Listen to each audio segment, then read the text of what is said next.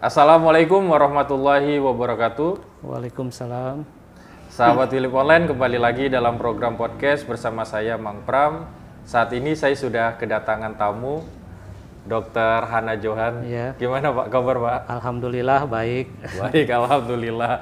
Sudah lama banget sebenarnya nggak silaturahmi dengan dokter. Kali ini kita mau ngobrol-ngobrol tentang puasa sehat. Puasa sehat ya. Tapi sekarang kabar baik dong. Baik insya Allah. Baik insya Allah. Nah dok, sebelum bicara mengenai puasa nih, saya ngelihat sering banget aktivitas dokter nih, meskipun udah purna ya Udah dari purna, ya. Terakhir dinas. Terakhir saya di RSUD Cilegon Pangurawi, kemudian pernah juga di Dinas Kesehatan Kota Cilegon. Iya, saya kenalnya waktu itu di dinas kesehatan. Iya, Sekarang kayaknya lebih aktif main bola ini. jadi memang dulu kan saya ASN, setelah pensiun pada tahun 2020. Ya memang kalau setelah pensiun kan relatif kegiatan sudah tidak ada ya. Paling kegiatan saya tetap ya karena profesi saya dokter, saya tetap praktek sore. Ya. Kemudian kegiatan yang lain ya memang akhir-akhir ini setelah pensiun saya banyak aktif di sepak bola Pak. Sepak bola dengan komunitas sepak bola Cilegon, tapi kelompoknya kelompok All Star. All Star. All Star tuh ya usia di atas 40-50 tahun ke atas, karena memang kegiatan sepak bola ya sekarang ini bukan untuk mencari prestasi, tapi pertama silaturahmi, kedua ya kami memang ingin olahraga supaya sehat, itu aja Pak. Iya. Di All Star ini seru juga nih kalau ngelihat biasanya di foto. Biasa saya sering lihat status WA-nya Tabib M. Adam. Ya saya juga bergabung dengan Pak Tabib juga sama. Pak Tabib, ada Ketua Dewan. Ketua Dewan Pak juga Isro. ikut, Pak Isro. Terus sekarang Lurah, siapa yang Lurah Kenanga itu? Lurah Burhan. Oh Lurah ini Pak Rohimin yang sekarang jadi iya. Sekmat ya. Dulu Pokoknya banyak banget itu ASN juga yang gabung ya? ASN aktif juga ada yang ikut, ya yang sudah tua-tua pensiunan dari ASN, pensiunan dari Krakatau Steel, banyak juga yang gabung di situ Pak. Justru kalau saya lihat sekarang lebih bergairah sepak bola yang all star daripada yang muda-muda Pak. Kenapa itu? Ya mungkin nggak tahu ya, karena memang sudah zamannya seperti karena yang all star itu kan mungkin yang sudah purna-purna, mereka yang dulunya memang hobi sepak bola melanjutkan hobinya sekarang ya karena memang butuh exercise ya untuk kesehatan ya. Meskipun usia bertambah, jadi olahraga masih tetap jalan. Nah itu kan Kita mainnya juga tidak terlalu ngoyo karena mengingat faktor usia, tapi tetap harus tidak menggebu-gebu lah karena ya itu faktor usia, hanya sekedar ya itu tadilah memang supaya badan kita gerak, kita berkeringat, tubuh kita menjadi sehat. Iya, kalau dilihat dari usia sebenarnya nggak banyak nih. Saya sendiri kadang-kadang oleh teman sejawat saya dokter spesialis itu suka ya dimarahin sambil bercanda. Kenapa? Kamu sudah berusia masih main usia di atas 50 masih main sepak bola, hati-hati loh katanya. Nanti serangan jantung dan sebagainya. Ya kita bismillah aja lah insya Allah, dan tetap saya pun sekali-sekali check up kesehatan jantung dan sebagainya ya. Karena ada memang beberapa kasus yang ya mohon maaf gitu, kayak Ricky Yaakob habis main terus meninggal kayak begitu yang usia-usia itu. Tapi kalau saya lihat memang hal seperti itu tuh tidak hanya di sepak bola, malah lebih banyak di bulu tangkis, di tenis. Banyak juga teman-teman kita mungkin setelah olahraga serangan jantung. Ya makanya kita hati-hati aja, jangan terlalu ngoyo gitu Pak, jangan terlalu menggebu-gebu. Mainnya santai aja, di bawah fun, ketawa-ketawa gitu. Nggak usah ngejar target berapa menangnya, dapat berapa gol. Kita sudah tidak memikirkan prestasi menang lagi. Iya. Kita hanya silaturahmi sambil keluar keringat lah, exercise. Ya. Di bulan puasa ini masih tetap? Di bulan puasa masih tetap jalan Pak, ada beberapa yang jalan. Yaitu mungkin kalau sudah hobi libur sebulan itu rasanya kangen gitu Pak. Iya. Kalau secara ini kan kalau memang puasa nggak main berarti liburnya sebulan, tapi teman-teman kita tuh ya tetap gatal pengen main aja. Kemarin juga minggu kemarin ada yang main, cuma biasanya kalau bulan puasa mainnya itu dibarengin dengan buka bersama di lapangan. ya unsur silaturahmi juga di situ berperan. Berarti waktunya emang udah mendekati buka puasa. Ya mainnya sekitar jam 5-an, jadi begitu selesai buka puasa. Kalau mainnya pagi nanti kelamaan dengan buka puasa. Udah capek duluan. Bagaimanapun juga setelah main kan pasti haus, capek. Nah, balik ke tema lagi nih jadinya. Ramadan sehat. Ramadan sehat, puasa itu sehat. Padahal kan kita tidak makan nih dari pagi sampai sore, sampai senja. Tapi badan justru makin sehat. Gimana nih, Dok? Jadi kita sekarang ini sudah memasuki bulan Ramadan hari ke-13 ya sekarang ya? Iya, besok ngupat. Besok masih 14. Masih 14? Oh, belum hari ini ngupat hari ya? ke-13. Oh, hari Minggu. Biasanya ya? ngupat tuh hari ke-15 ya. Hari ke-15. Jadi kepada sahabat-sahabat Willip Online. Willip Online dimanapun berada, semoga tetap sehat selalu, semoga selalu dalam lindungan Allah Subhanahu Wa Taala. Amin. Selamat menjalankan ibadah puasa. Ya memang kita semua sebagai umat Islam wajib menjalankan ibadah puasa. Kemudian dengan ibadah puasa ini ada beberapa pola atau kebiasaan yang berubah. Dengan puasa kita tidak makan, tidak minum siang hari selama sekitar 14 jam. Dari mulai imsak atau subuh sampai maghrib. Kemudian dengan puasa ini pola makan yang biasanya makan utama 3 kali sekarang menjadi 2 kali. Hanya pada waktu buka dan sahur. Kemudian pola tidur juga berubah. Kita harus bangun sahur walaupun ada beberapa yang setelah sholat subuh tidur lagi. Tapi kalau melihat pola tidur normal 7-8 jam, ya dengan puasa dan sahur ini biasanya relatif jadi kurang dari itu. Yeah. Jadi itulah perubahan-perubahan. Asupan kalori juga dengan puasa berkurang, padahal kalori itu penting buat tenaga ya, aktivitas. Asupan cairan juga berkurang karena kita minum hanya malam saja, siang tidak minum ya. Nah, hal-hal seperti itu jelas bisa saja mengganggu kesehatan kita.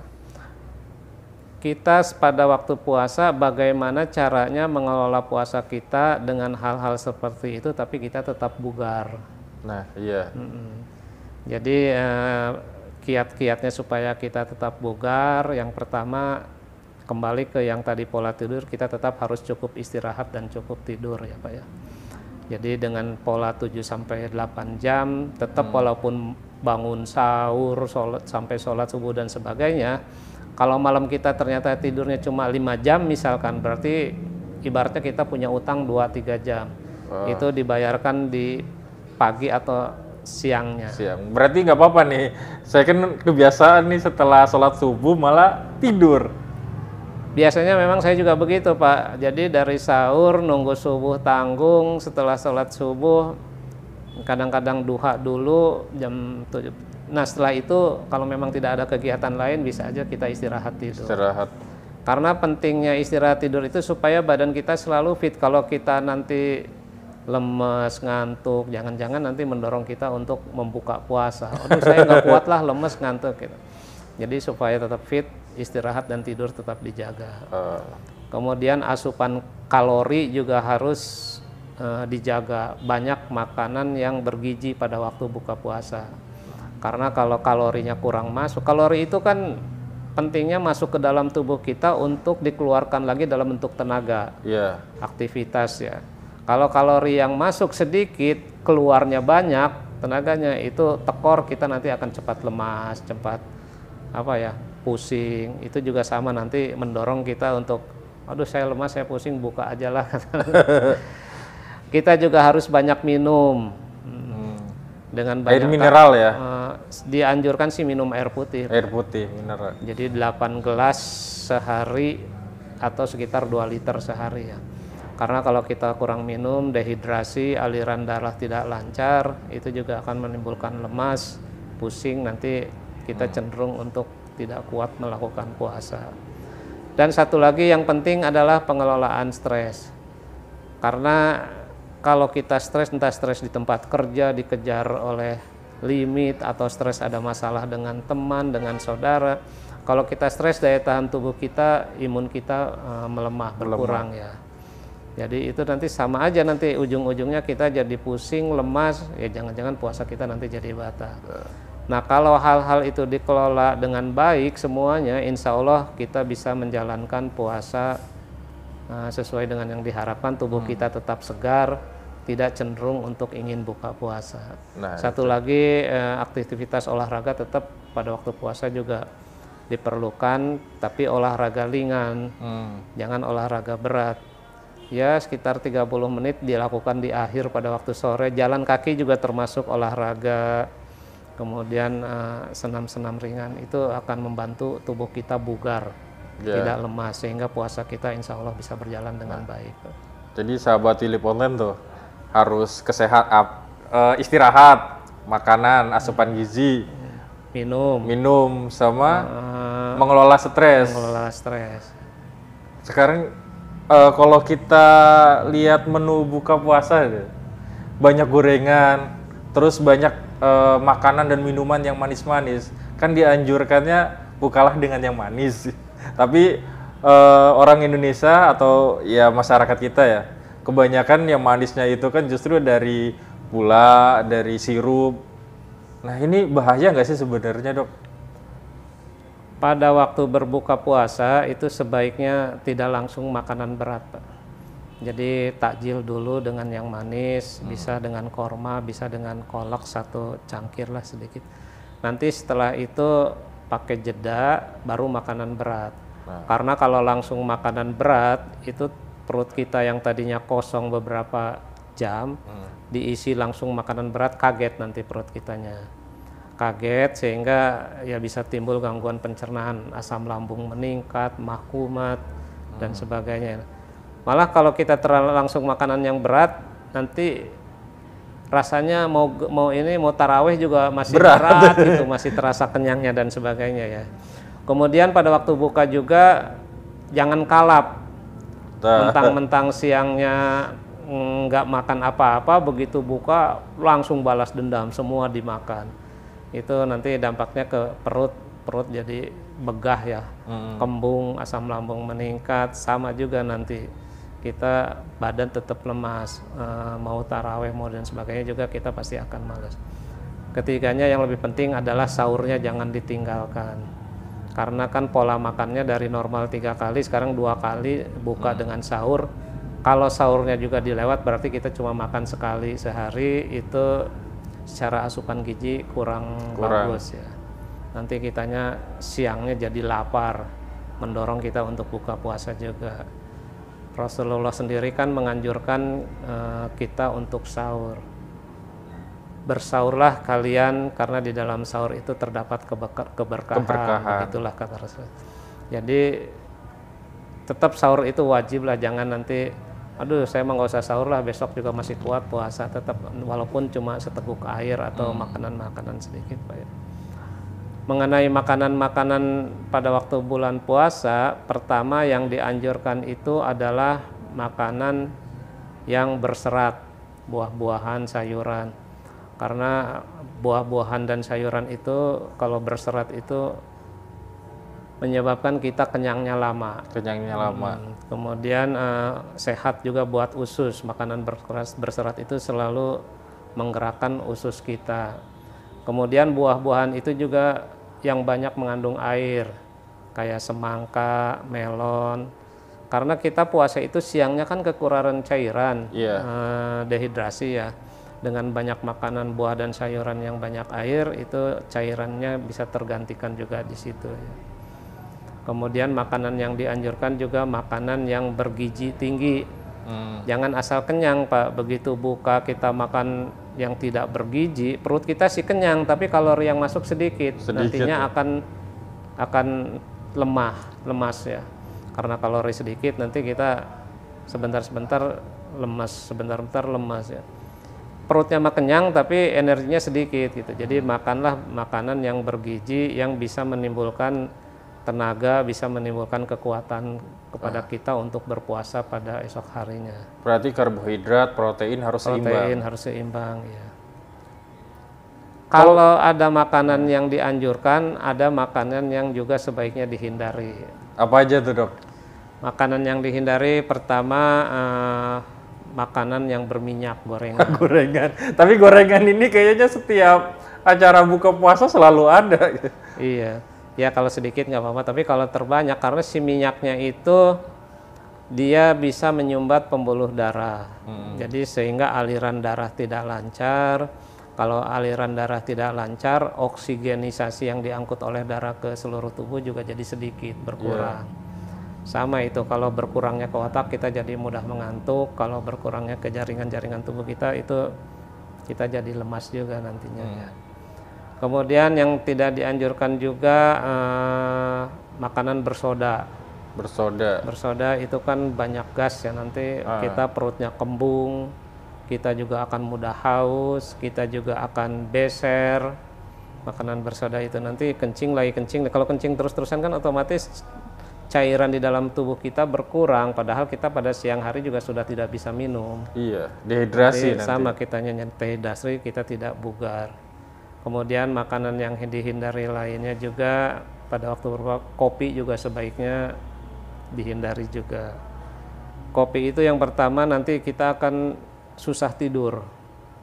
Kalau susah tidur kan nantinya kurang tidur ya, besoknya ngantuk dan lemas juga. Terus kopi juga menyebabkan beser. Kencing terus ya. Tidurnya nanti malam kebangun lagi, ingin kencing lagi, kebangun lagi, ingin kencing lagi. Itu juga sama mengganggu kita jadi nantinya tidak bugar ya pada waktu berpuasanya.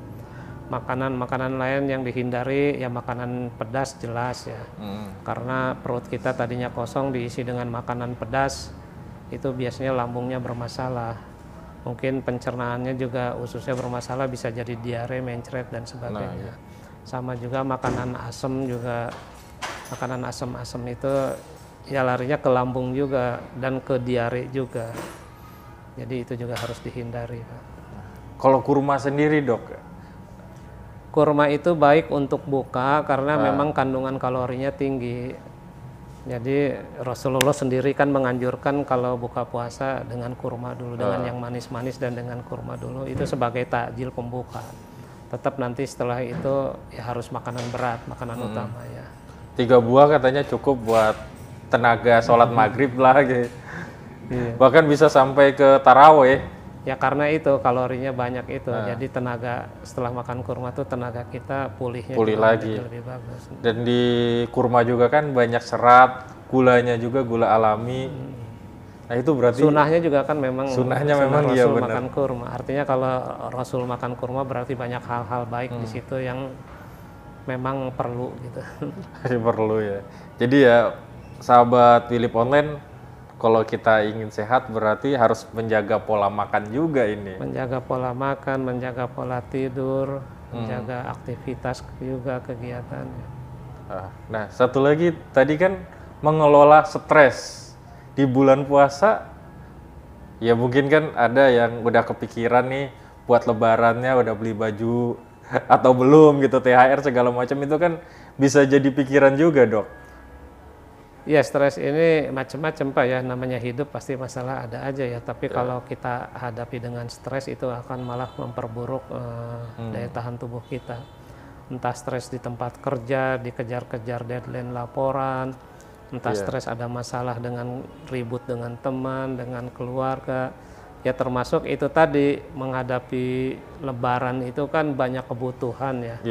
Entah kebutuhan sandang, baju, segala macam, entah kebutuhan pangan. Kan biasanya kita masak di rumah, opor segala macam itu kan butuh biaya ya. Belum lagi fitrah dan sebagainya itu juga butuh biaya. Ya kalau kita terlalu stres menghadapinya, nanti daya tahan tubuh kita lemah, kita sering pusing, itu takutnya cenderung membuat dia berbuka puasa. Aduh saya lemes amat hari ini, itu karena faktor stres. Udahlah saya nggak kuat, saya buka saja. Sayang kan kalau sampai hal seperti itu terjadi ya.